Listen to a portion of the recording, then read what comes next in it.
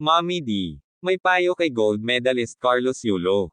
Nagbigay naman ng payo ang ina ng pambansang kamao na si Mommy Junicia sa Olympic gold medalist Carlos Yulo.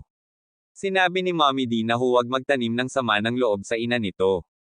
Carlos Yulo, mahalin mo ang nanay mo, huwag ka magkimkim ng masamang loob, saad ni Mommy D. Mahal na mahal ka niya, yan lang ang payo ko sa'yo bilang nanay, dagdag pa ni Mommy D. Matatanda ang nag-viral ang isang panayam ng ina ni Carlos Yulo at naungkat ang hindi pagkakaintindihan ng dalawa. Nito naman Martes ng gabi, dumating na sa bansa si Yulo kasama na ang iba pang atletang Filipino na lumahok sa 2024 Paris Olympics.